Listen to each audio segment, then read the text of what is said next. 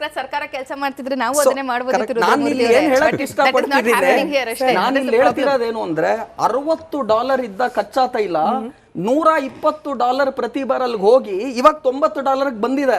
ಒಂದು ತಿಂಗಳಿಂದ ಇದ್ದಿದ್ದು $60 ಪ್ರತಿ ಬ್ಯಾರಲ್, ಅಂದ್ರೆ 50% ಏರಿಕೆ ಅಂತಾರಾಷ್ಟ್ರೀಯ ಮಾರುಕಟ್ಟೆಯಲ್ಲಿ LPG ರೇಟಲ್ ಆಗಿದೆ. ಈಗ ನಾನೇನ್ ಕೇಳ್ತೀನಿ ಗೊತ್ತಾ, ಇದೇ ಟೈಮಲ್ಲಿ ಮೋದಿ ಬದಲು ಬೇರೆ ಯಾರೋ ಕೂತಿದ್ರು, ನಾನೇ ಕೂತಿದ್ರು ಸರ್ಕಾರದಲ್ಲಿ, ನಾನು ಏನು ಮಾಡೋದಕ್ಕೆ ಆಗೋದಿಲ್ಲ. ಬೆಲೆ ಏರಿಕೆ ₹60 ಏನ್ ಮಾಡಿದ್ದಾರೆ, LPG ದರಗಳಲ್ಲಿ ಖಂಡಿತವಾಗ್ಲೂ ₹60 ಏನ್ ಡೊಮೆಸ್ಟಿಕ್ ಯೂಸೇಜ್ಗೆ ಮತ್ತೆ ಕಮರ್ಷಿಯಲ್ ಯೂಸೇಜ್ಗೆ $115 ಏನ್ ಮಾಡಿದ್ದಾರೆ. ಅದು ಖಂಡಿತವಾಗ್ಲೂ ಬೇರೆ ಆಲ್ಟರ್ನೇಟಿವ್ ಇಲ್ಲ.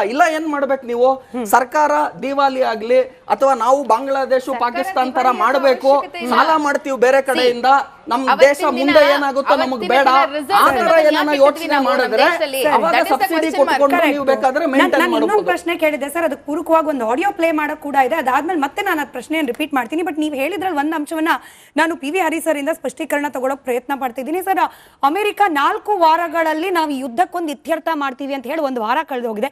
ಇನ್ನು 3 ವಾರದಲ್ಲಿ ಯುದ್ಧ ಮುಗಿಯೋ ಲಕ್ಷಣ ಕಾಣ್ತಿದ್ಯಾ? ಇರಾನ್ ಮತ್ತೊಂದು ಕಡೆ ಹೇಳ್ತಿದೆ, ನಾವಂತೂ ಈ ಯುದ್ಧವನ್ನ ನಿಲ್ಲಿಸುವ ಯಾವುದೇ ಪ್ರಯತ್ನ ಮಾಡೋದಿಲ್ಲ, ಮಂಡಿ ಓಡೋದಿಲ್ಲ, ಅವ್ರು 1 ಅಟ್ಯಾಕ್ ಮಾಡಿದ್ರೆ 10 ಅಟ್ಯಾಕ್ ನಮ್ಮ ಕಡೆಯಿಂದ ಆಗುತ್ತೆ. ಸೊ ನಾವು ರಷ್ಯಾ ಯುಕ್ರೇನ್ ಯುದ್ಧ ಪ್ರಾರಂಭ ಆದಾಗ್ಲೂ ಕೂಡ 1 ವಾರ 15 ದಿನದಲ್ಲಿ ಮುಗಿದೋಗ್ಬಿಡುತ್ತೆ ಅನ್ಕೊಂಡಿದ್ವಿ. It's stretching for years. ಇದು ಹಾಗೆ ಆಗೋಗ್ಬಿಡುತ್ತಾ? ಅಬ್ಸಲ್ಯೂಟ್ಲಿ ಸ್ಮಿತಾ ಅವರೇ, ಇದು this is not going to, ಇದೇನು ಟೆಂಪರರಿ ವಾರ್ ಆಗೋದಿಲ್ಲ, ಇದು ಇಟ್ ವಿಲ್ ಪ್ರೊಲಾಂಗ್. ಯಾಕೆ ಪ್ರೊಲಾಂಗ್ ಆಗ್ತಾ ಇದೆ ಅಂತ ಹೇಳಿದರೆ, ಈಗ ಮುಂಚೆ ಆಯ್ತೆಲ್ಲ ಕೊಹೆಮಿನಿ ಇದ್ದಾಗ ಏನೋ ಅವ್ರು ನಡೀತಾ ಇತ್ತು, ಹಿಜಾಬ್ ಮಾಡಿಕೊಂಡು ಎಗ್ನೆಸ್ಟ್ ಮಾಡಿಕೊಂಡು ಪ್ರೊಟೆಸ್ಟರ್ ಇದು ಮಾಡ್ದ. ಆದರೆ ಅವನು ಯಾವತ್ತೂ ಅವರ ಎಕನಾಮಿಕ್ ಇದರಲ್ಲಿ ಇದಿಲ್ಲ. ಇರಾನ್ ಬಲಿಷ್ಠ ರಾಷ್ಟ್ರವಾಗಿತ್ತು, ಒಳ್ಳೆ ಚೆನ್ನಾಗಿತ್ತು ಅದು. ಆದರೆ ಈಗ ಏನಾಗ್ಬಿಟ್ಟಿದೆ, ಅವರ ರೆಜಿಮ್ ಚೇಂಜ್ ಮಾಡಲಿಕ್ಕೆ ಹೊರಟು ಮಕ್ಕಳನ್ನು ಸಾಯಿಸಿ 1500 ಜನ ಇದ್ರ ಮೇಲೆ ಸಾಯಿಸಿದ ಮೇಲೆ ಈಗ ಅಲ್ಲಿ ಪ್ರೊಟೆಸ್ಟ್ ಅಲ್ಲ, ಈಗ ಇರಾನ್ ಒಂದಾಗಿದೆ. ಈಗ Iran will take revenge of America and Israel definitely. ಈಗ ಅವ್ರ ಹತ್ರ ಬೇಕಾದಷ್ಟು ಮಿಸೈಲ್ಸ್ಗಳಿದೆ, ಕರಪ್ಷನ್ ಮಿಸೈಲ್ಸ್ಗಳು, ಕೆಲವು ಇನ್ನೂ ಡೆಡ್ಲಿ ವೆಪನ್ಸ್ಗಳು, ಸಲ್ಫರ್ ದೊಡ್ಡ ವೆಪನ್ಸ್ಗಳಿದೆ.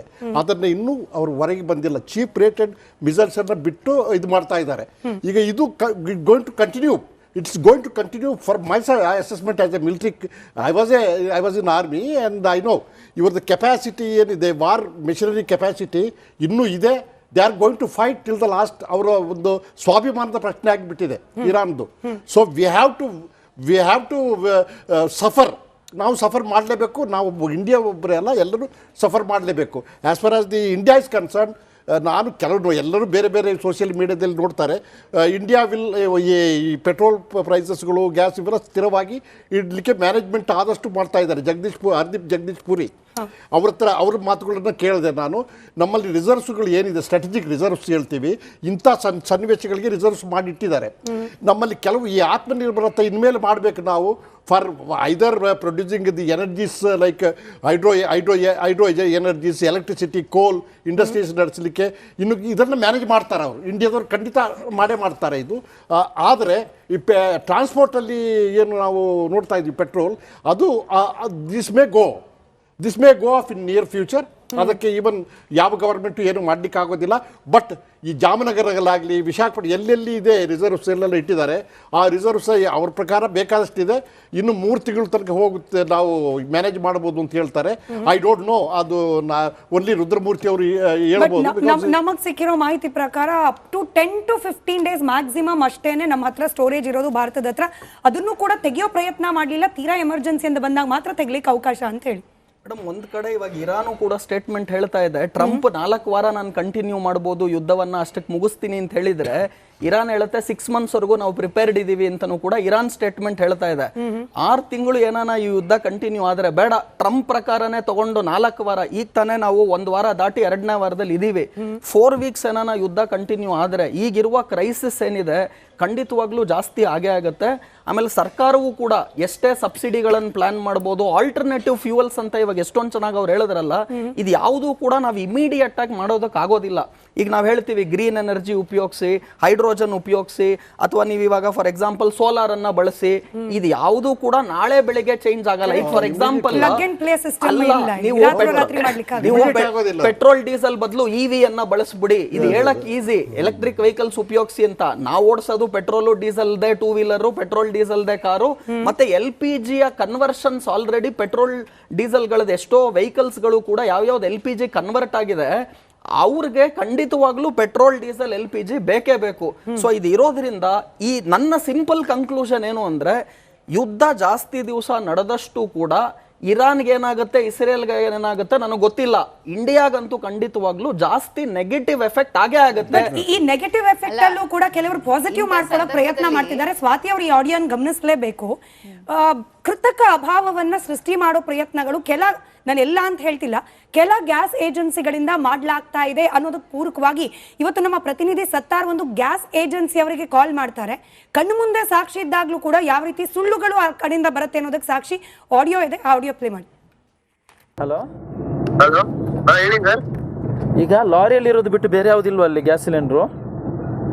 ಇಲ್ಲ ಸರ್, ಪಕ್ಕದಲ್ಲಿ ಇರೋದೆಲ್ಲ ಎಂಟಿ ಅದು. ಹೌದಾ? ಒಳಗಡೆ ಇದ್ದಿದ್ದು ಅದೇ ಎಂಟಿ ಇದೆ ಸರ್, ಒಳಗಡೆ ಯಾವ್ದು ಇಲ್ಲ. ಒಳಗಡೆ ಯಾವ್ದು ಇರ್ಲಿಲ್ವಾ? ಹಾ ಇಲ್ಲ, ನಾನು ನೋಡಿದ್ನಲ್ಲ ಒಳಗಡೆ ಇರೋದು.